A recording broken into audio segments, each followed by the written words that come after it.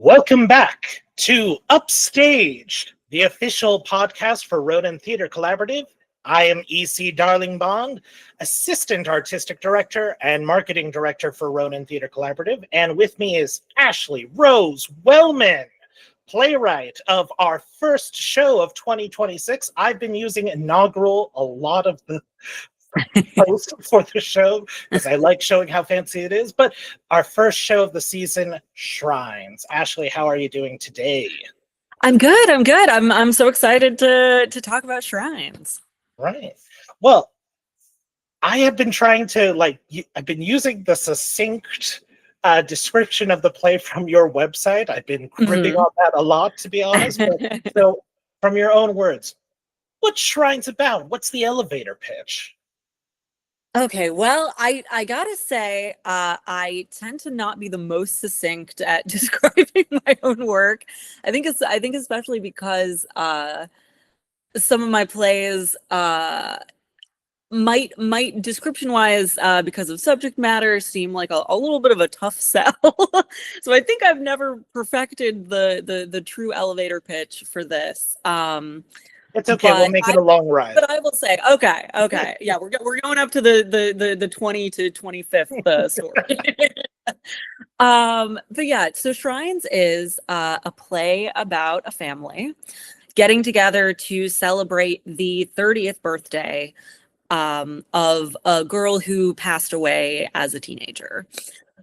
The play is about this girl's mother, father, sister, and her childhood sweetheart boyfriend coming together and finding the different ways in which they are still really actively 10 to 12 years down the line dealing with the raw wound of this grief. And they're all dealing with it in very, very different ways. In many ways, an event like this for this girl's parents is not at all the sort of somber, sad, sort of melancholy event that you might imagine. For them, they are stoked. They are stoked to have, this yearly celebration where it feels like she's still there. But as the years have gone on, this event and sort of the way that they continue to deal with this active grief has become increasingly more and more complicated and sticky and weird, and sort of the crux of this of Shrines and why we see this birthday rather than one of the many other birthdays that they celebrated of hers is that her former childhood sweetheart has a pretty big bomb to drop on them, which is that he has started seeing someone else. And that is what Shrines is about. Shrines is, I think in my sort of little succinct description of it that I wrote, I think I said something about Shrines is a play about blurred boundaries, Facebook, and the way that we grieve now. And I think the elements of Facebook and the way that we grieve now are really sort of tied together in the reason that I chose the title Shrines, which is I'm really interested in exploring like what grief looks like and what grief looks like specifically in the digital age. First of all, you did a great job. We're only we're on maybe the 9th floor heading to the perfect. So wonderful. You did great. I really love this show. When we were going over the season of options, I read this and I read another one of your plays, Willed Bodies, which deals with some similar themes about grief. And one, you're an incredible writer. Two, thank you. I did come to it with the baggage of having lost 2 people very close to me and within the last 2 years. And thank you.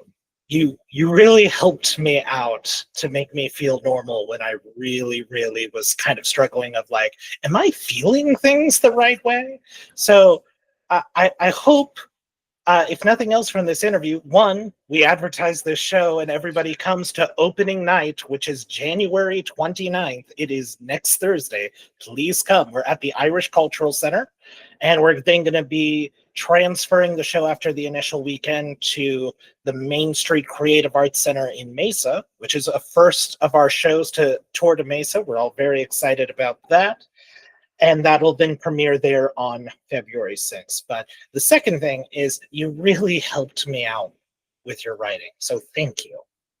I'm so glad to hear that. I mean, it's something that in, I think, pretty much every play that I've ever written is trying to understand sort of in different ways the different kind of, the weirdness and the tenderness of different human reactions to grief and to trauma, and specifically to complicated grief that becomes complicated in some way or another, and I think all grief is very complicated, but it's something that the first full-length play that I ever wrote was within about a year, probably actually within 6 months of my father dying when I was 20. And I was writing about grief in a very different way. The two plays that the two first full-length plays that I wrote were about essentially like the death of a marriage and the loss of a child, and the second play was about the loss of a child. And so I wasn't sort of explicitly writing about my own direct experience, but through those plays and plays that I continue to write, like Shrines and like Willed Bodies, I wanted to find ways to, write about my own experiences in certain ways, but also, tell it in stories that hopefully are able to sort of universalize this feeling and this conversation. Because I know, it's a couple weeks ago, actually, January 3rd, it had been 15 years since my dad passed. And I because of Shrines happening now, and, just because of that kind of, rounded, number of years of like this amount of time has passed, I've been reflecting, I think, a lot on like what grief looks like over the years and how it does grow and change in different ways, but that, immediately afterwards, but then also in, sort of the long term, I've found myself a million times, asking myself, like, is this a normal thing to feel? Am I feeling enough? Am I feeling too much? Am I like dealing with this the wrong way? Am I shoving this down? And like, am I processing it through writing, or do I just think I am? And it's complicated. And I really love, some of my favorite plays are, plays that deal with those kind of questions. And so I'm really happy to have this play coming to life and hopefully, have audiences in Phoenix and Mesa, asking these questions to themselves and sort of reflecting on how they feel. It is quite, I was thinking about this the other day while making lunch. I don't know why it happened while I was making lunch. Maybe I was watching a strange YouTube video, perhaps. But I was thinking about how, like, maybe 100 to 200 years ago, death was such a weird, I mean, it is a common thing, but it was like you didn't separate. Yeah. You couldn't separate yourself from it. Often. You were always constantly reckoning. Like, one of my favorite Victorian era pop culture trivia is just like, yeah, people used to go on dates in graveyards. They weren't gods. They were just the only place where they could get greenery. So I think it's very important to have these reminders in a way that allows us to engage with such a common fact of life, if that's the right thing, I don't know, in a way that is safe without having to be actively traumatized by a loss. Right. So I'm it's hard to market that a little bit of just like, come, sit down, let us reflect on our own lives. Yeah, it's But it can be tough. One of the previous plays that I did in LA is was also a bit of a hard sell. My play Kill Shelter, where it was a similar thing where when we were talking about sort of how to market the show and how to describe the show, they were like, I mean, at its core, this is, a play about a woman who works at an animal shelter. Should we mention that there are 3 puppet euthanasia scenes that happen on the stage? And I was like, probably not in the blurb. Probably don't say that in the blurb, I would say. Oh, Melody and I had a conversation about trigger warnings of like, what do we put on the poster? And we ended up being like, okay, there's some profanity, there's a sequence of partial nudity, and discussions of child death seem to be like, okay, these are the most pressing matters to know. I told Van this last week. I was in a show called Moon Over Buffalo, and in the play, the owner of a theater company has an affair with a ingenue who becomes pregnant. You might think that's the main plot of the show. It is not. It is a side plot, if anything. But we had this couple storm out of the auditorium where we were playing it, and they were stopped at the front door. They're like, hey, is everything okay? And the husband explained, like, we didn't know this is what the show was about. We've been experiencing similar things through our marriage. Yeah. So yeah, I mean that is something that like, I think trigger warnings are a very, very important, thing to put on there, and to be, I think that's a good sort of succinct way to put it in terms of like what was it discussions of child death, because it's definitely, I've found with content warnings and trigger warnings, it's good to be precise about like, we don't see, witnessing the death of a child on stage is different than listening to a conversation about it. But it's for some people, the conversation might be much more of an upsetting, thing to witness than even just seeing, sort of a, dramatic, scene. It's everyone has such different, reactions to how they sort of personally connect with the material.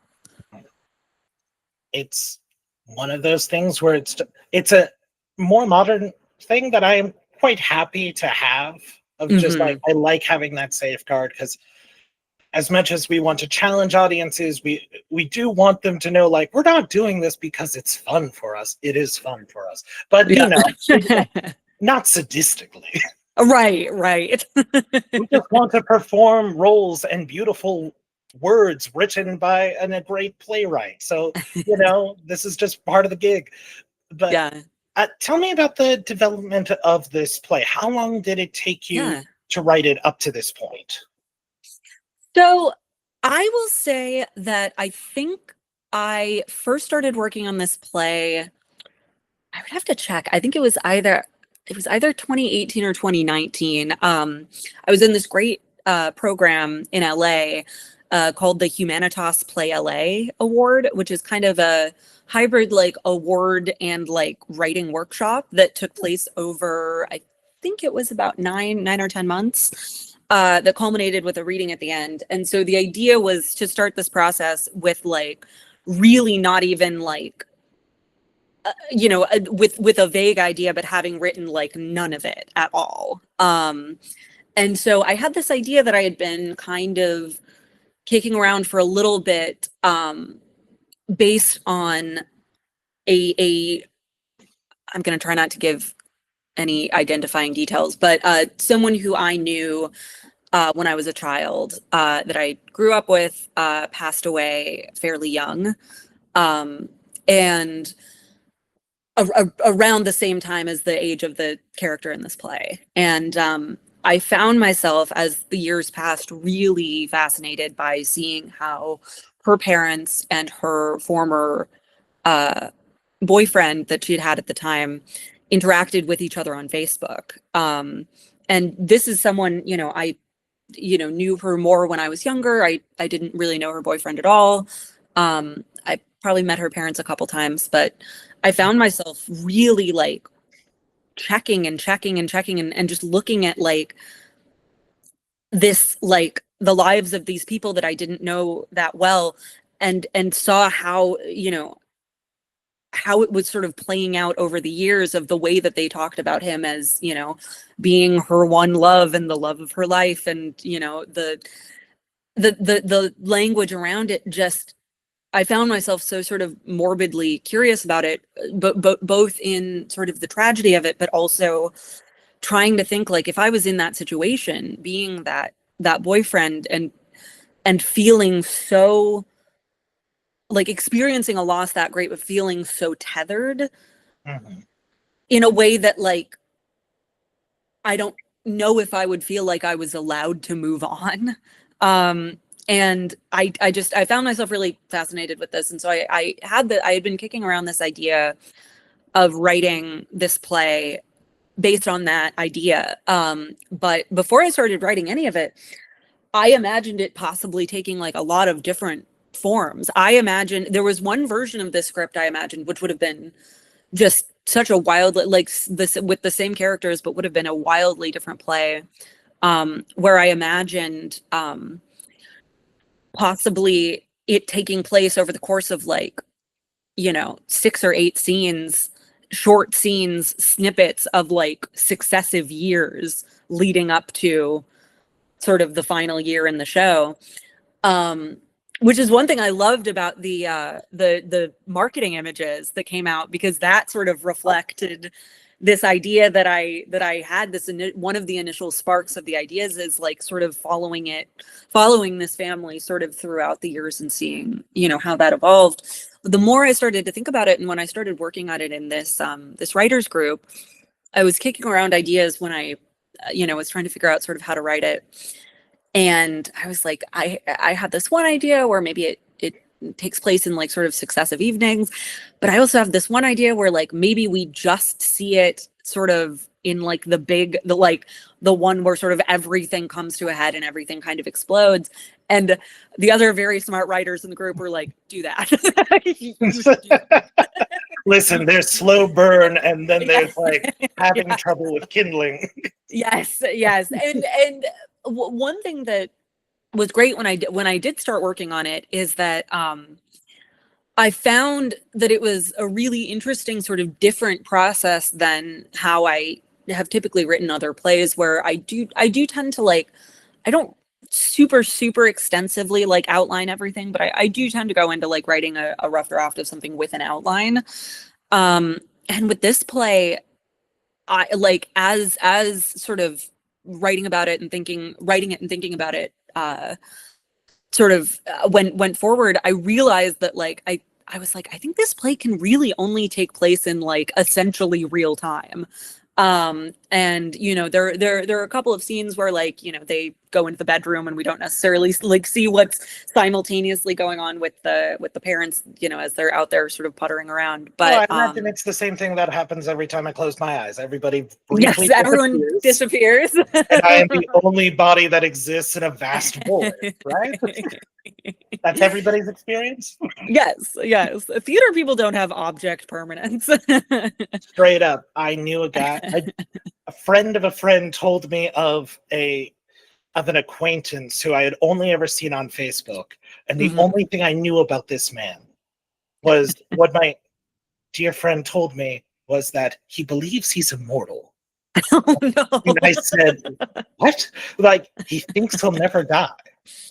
Like, in a spiritual sense, like his life force will always exist, has always existed. He was like, no, and he doesn't think he'll age.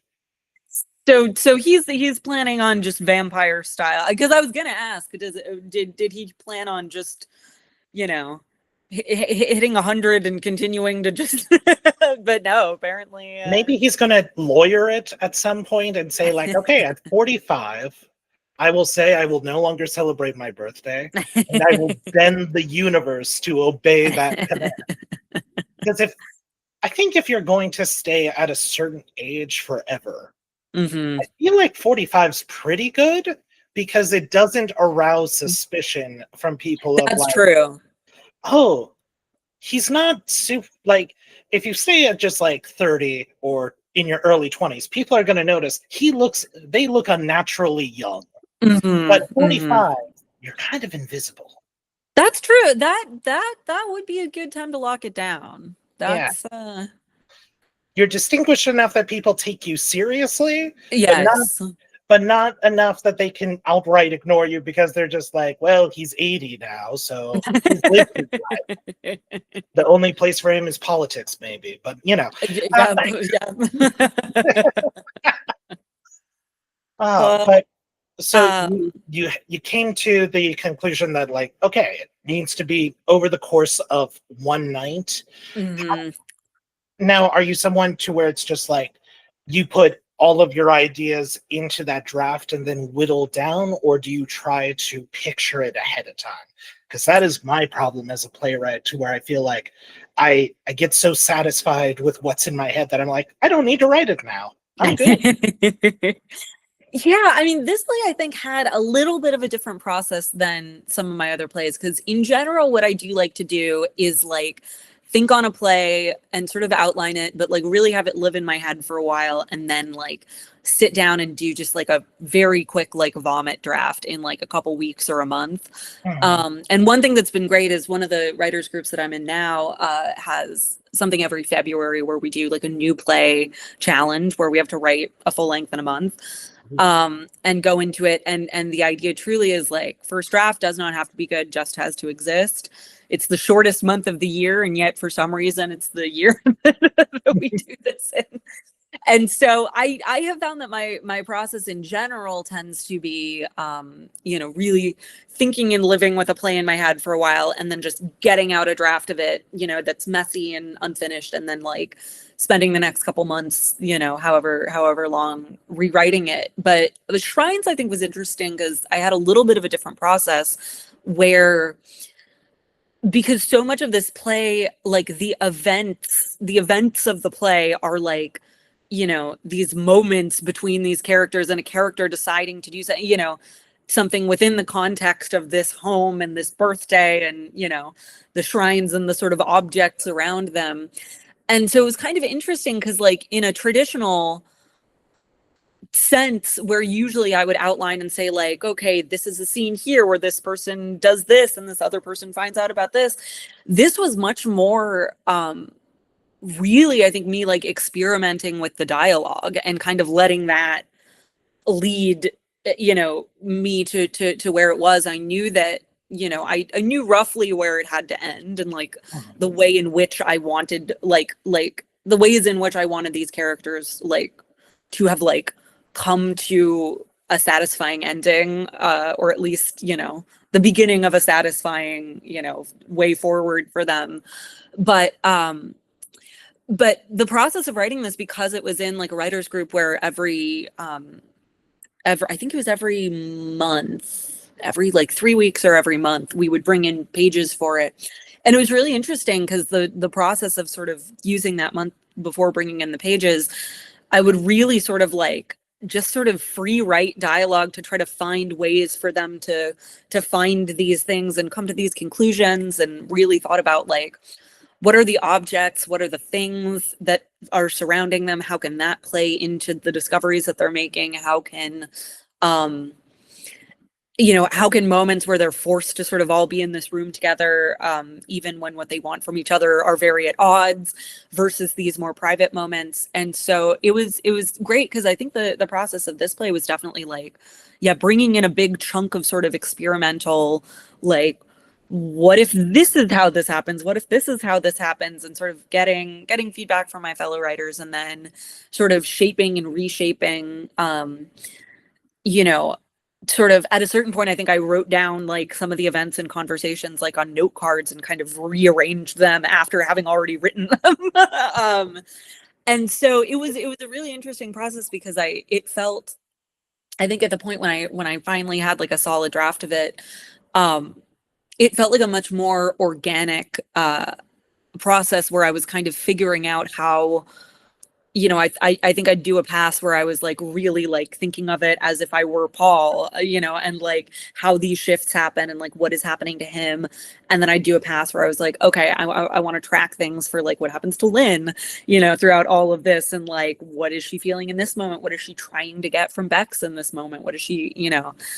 And so, yeah, so it was a good process of, yeah, starting to figure it out. And we had a reading after I did the sort of first draft of this. And it, you know what, it was 2019, because I had applied for a bunch of things.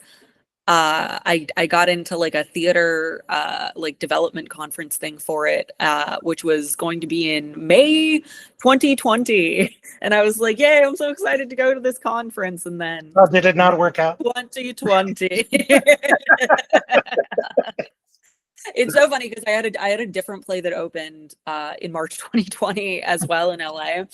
And it's so funny looking back at the like social media posts I made about it, because I was like during March, because I was like, oh, it's so sad what's happening, but like luckily, you know, based on, you know, what everyone is saying, we're going to be back in May. And so it'll be so hard to like have these 2 months. It'll be so sad, but theater's going to be rip roaring ready to go in May. And then no. I was about to enter tech rehearsals for All My Sons Oh my before God. it got shut down. Yeah. Oh no. Oh yeah, truly not a good time. But so yeah, so it's interesting because yeah, so I had sort of a series of like Zoom readings of this play during 2020, but this is a play that like I think of all my plays is like the least fit for a Zoom reading, because like there's so much about this play that's about pace and timing to keep it sort of churning forward. And I found that on Zoom, it's just so hard. The way it is trying to do like a comedy on Zoom, and this play isn't, you know, a comedy. It's got comedic elements to it, but like I found that like it was as difficult as like trying to watch like, you know, Zoom theater comedy stuff, because you just, the timing between the characters, you can't overlap on Zoom, you can't, you know, do this and that. And I found that the sort of slowing down of the pace tended to, and all of the actors and the directors that I had working on this play over Zoom were fantastic. And this is not to say anything in terms of their skill, but Yeah. just in terms Make of it clear, you did nothing wrong. yes, no, but just in terms of the limits of tech, you know, it's just so hard to have it have the same, you know, pace and feeling and momentum as when you have people in the same room together. And so that's why I was really, really happy that the very first piece of live theater that I got to see in 2021 after everyone got vaccinated was a reading of Shrines, which is initially where Cody and Melody saw it at this theater conference up in Valdez, Alaska, a tiny little town, and an incredible theater conference that I really, really love. They keep trying to get me to go. And It's amazing. Like, I need to save up the money to go. Yes, no, and I know it's a big, it's you know, it can be a big thing because it's also like more than a week, you know, it's like I think it ends up being like 8 days, and so it's a lot of time and a lot of, you know, money and commitment to getting there. But it honestly, Alaska in general, but Valdez specifically, I think is one of my favorite places on the earth. The town itself is like, it feels like being on another planet. Like you really, like, as you go into town, you go by like endless waterfalls, and then you get there and the mountains are like, feel like they're 10 feet from you. it's like, it's astounding. And it happens during June. And so it's also the sun, unless it's like cloudy or rainy, the sun is essentially out all night and all day. And so it is beautiful and surreal, and it's truly one of my favorite places, and where I've met some of my very favorite people like Cody and Melody. And so yeah, they saw a reading of it in would be June of 21, June or July, I think it was June of 21. And then the next year at the theater conference, me and one of my favorite directors, Callie Randall, who I also met up there, up in Valdez. She directed sort of a hybrid like reading workshop of Shrines that was sort of fully staged, but with books in hand, but with some elements, like some costume elements and like a couple prop elements on their sort of big, huge main stage. And that I got to see Melody in as well as Bex. And Melody is absolutely incredible in this role, so I'm so excited to see her play it again. It is. I'm so excited to see her in it. She has such a love and care for this show that is just, I'm just astounded by Melody in general. So yeah. Well, honest, I remember so distinctly after the first reading we did the year before, not the workshop. I had this conversation afterwards with Cody and Melody, who I don't think I really knew very well at the time. We had met, but hadn't like really had any, I think, long conversations. And we had this just beautiful, in-depth conversation about, grief and psychology, and it was just like a incredible moment. And so to get to work on it that next year with Melody was a total dream come true. And then to know that she's going to be in this as well. And just from the, initial reading, read through that I saw the cast do, like this whole cast is like such absolute like powerhouses. I can't wait. I think Connor is the only one I haven't worked with in some capacity. They're all incredible. And I'm really excited for people to see your show. I'm so excited. I just knowing Cody and Melody, like I knew I would be in good hands, but I truly like getting to see that first initial read through Zoom, but not with them on Zoom. I was like, this is gonna be incredible. If this is what they're coming to the table with before there's even been, other rehearsals, like I truly was blown away. And so yeah, it's such a great experience to see. A lot of my stuff has been developed like directly in LA. And so I've been able to like, more be a part of the rehearsals and stuff. But there's something I think extra magical about when I've had plays go up in a different state where I'm not sort of as, closely tied in the process. It's such a fun, it's such a fun surprise to get to see, the things that get found in my work and to get to see, just the choices that get discovered when the playwright is not necessarily in the room. Well, trying to keep good to my word here about keeping things to like a half hour. So if I may ask just a few rapid fire questions. Yeah, totally. Okay. Playwright that inspires you the most. Doesn't mean that you copy their style by any means, just means someone who you're actively thinking about, perhaps.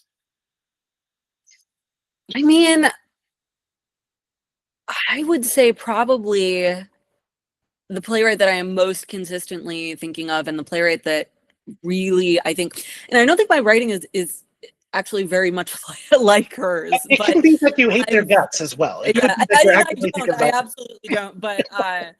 But Paula Vogel to me is just like, I think Paula Vogel's plays are some of the most incredible that I've ever seen. I think what she does with form and with character is so exciting. I remember so clearly being in high school and being in my high school drama room and like going through the like shelf of books trying to find like a play to do a scene from that I like didn't know super well, and I found Paula Vogel's How I Learned to Drive, And I sat down and I like read the whole thing in one sitting, and I was like, oh, I didn't know theater could be like this. I didn't know that theater, because I'd been doing a lot of in high school. I was a big because I was a big theater kid, theater geek, and a big like musical theater person, and so I hadn't read like a ton of straight plays. And the ones I had been sort of the more traditional, like the type of shows that you do at a high school. Okay, did your high school do Annie, or did they do Fiddler on the Roof? We did not do either of those, but we did the musicals that we did while I was there were Bye Bye Birdie, On the Town, Once Upon a Mattress, and that was my first one. Seussical. No, I'm so sorry. I'm so sorry you had to put up with.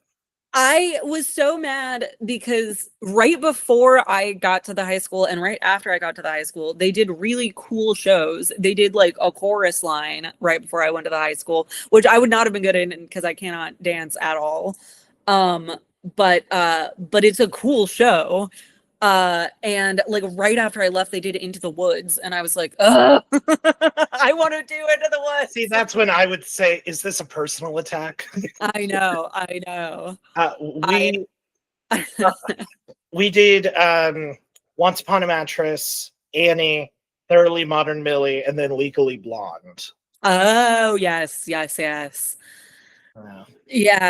the choice in High School Musicals. Yeah, because I was in a luckily I did get to do this cool like summer theater program like when I was in early high school that tended to choose much like weirder, edgier musicals, and so we did. We're doing a new brain, everyone. Well, we did Bat Boy and You're in Town. And so I was like, yeah, this is the kind of musical that I want to be doing. Okay, non-playwriting or non-musical inspirations for shrines, like anyone you're drawing from, like films, artwork. Ooh, good question. Yeah. Good question. Because I know you mentioned David Lynch in like the opening. Yes. Which did lead to a lot of my decisions about doing the photography of the family. Incredible. I love it. I know it's very Laura Palmer family photo. But yeah, I mean Lynch is always a huge inspiration, and I think specifically the feeling of sort of like small town Americana with something very sinister and unsettling underneath.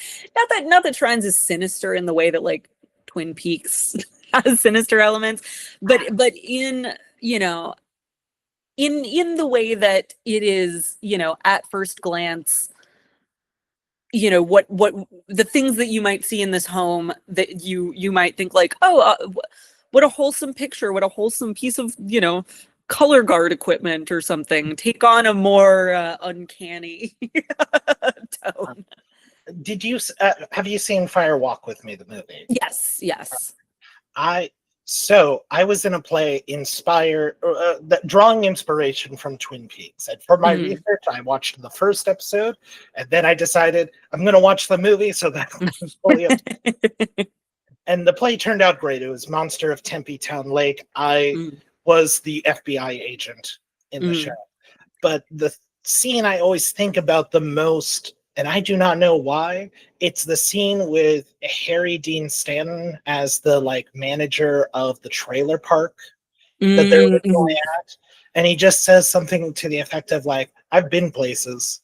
I don't want to go back. And it's just that like weirdly sad but kind of horrifying feeling. Yeah.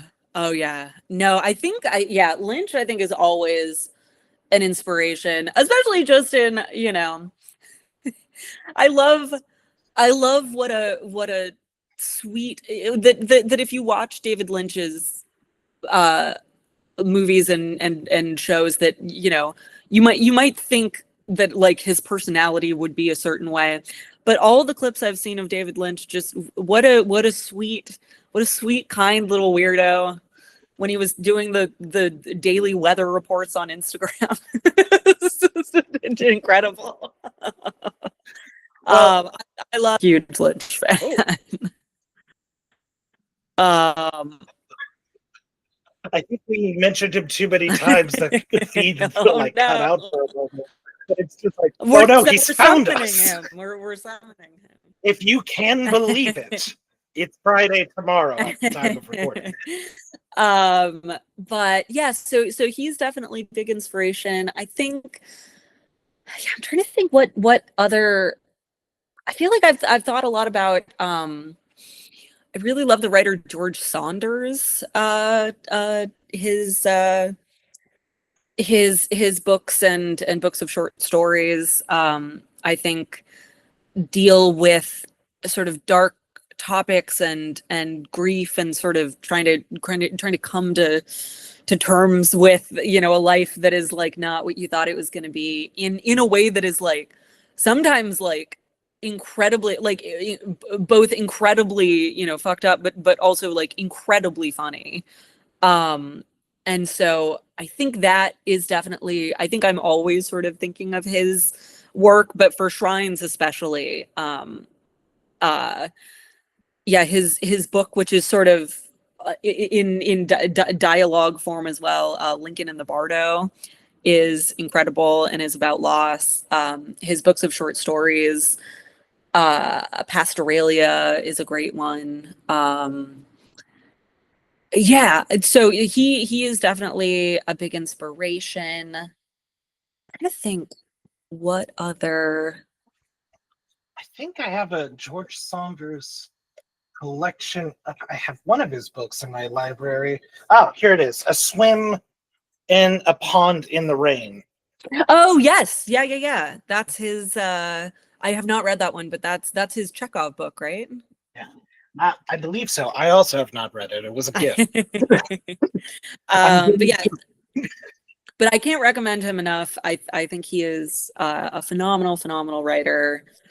What other is there like a theme song for the show that you would give it if we're talking like, music? It's a good question. It's interesting because almost all of my other plays have like let me check this really quick, because for almost all of my other plays I have like a playlist that I make sort of when I'm working on them and writing them of like music that is inspirational to me. For some reason I guess I never made one for Shrines. I just checked to see, but it would probably be like, I'm trying to think.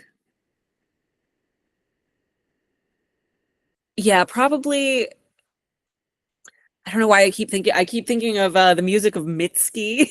I think her music would probably fit pretty well in this world. I think I mean, for Bex especially, I think pretty much anything ever created by Jenny Lewis, so any Rilo Kiley, anything like that, it feels very of this world.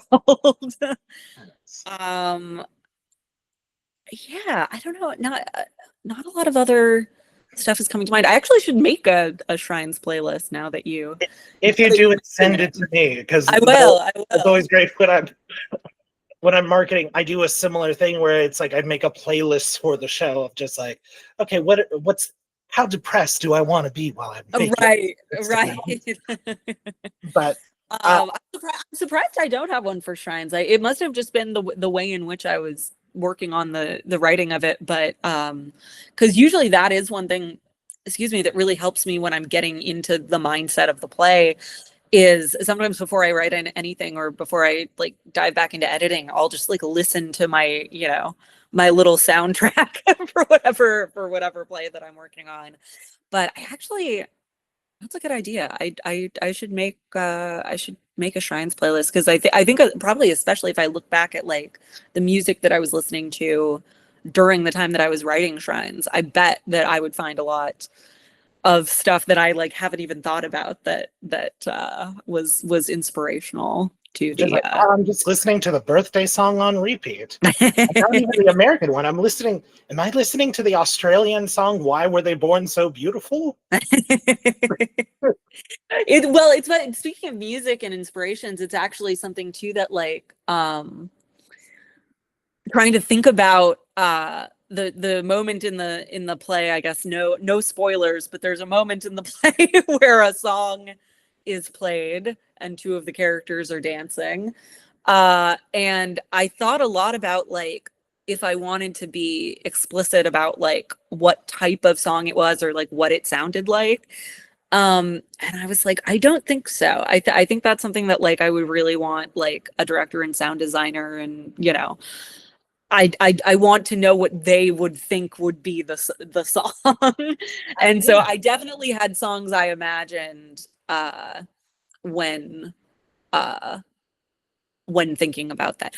Okay, actually, you know what is a something actually, and this is kind of Lynchian as well, but something that I think absolutely inspired Shrines and like some of the aesthetics of Shrines is and I think this song has like partially I think sung by other people has like partially now become a TikTok sound, but that song like Forever, years and years ago I saw this music video. I'll send it to you. Send it to me. Because I'll send it to you.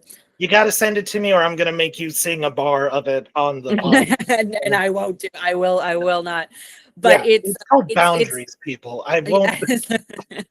But it's a song. It's a song called Forever, and I think initially sung by, or maybe it was a cover at that point. But this guy Pete Drake, who did this thing where he had what he called a talking steel guitar, which essentially was like an early version of a vocoder, where he would put like a piece of, I don't know how technology wise it works, but he would put like what looked like a guitar string type piece of metal in his mouth while like playing music, and it would give his voice this like extremely unnerving like early vocoder like robot like quality.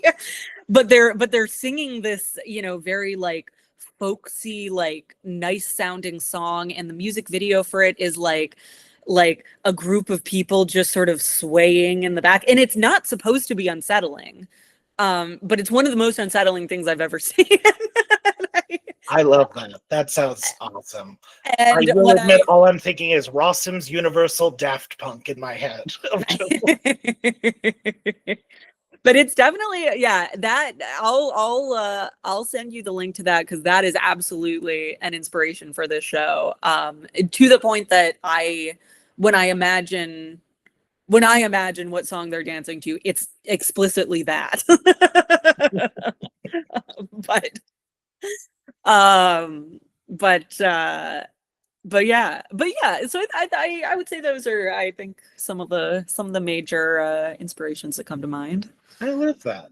Well, do you want to do a Lynchian like fade out after I give a few credits about the show? Yes.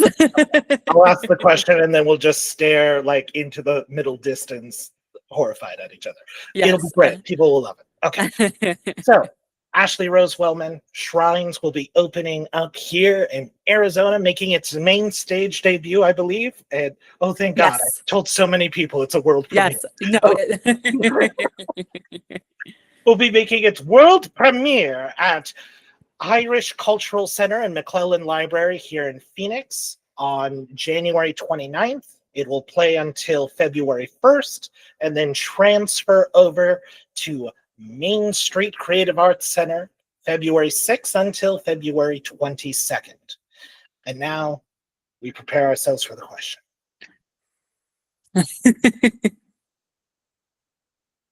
Do you really think Abby would be happy that they moved on, or didn't? Ooh, that's a good question. I mean,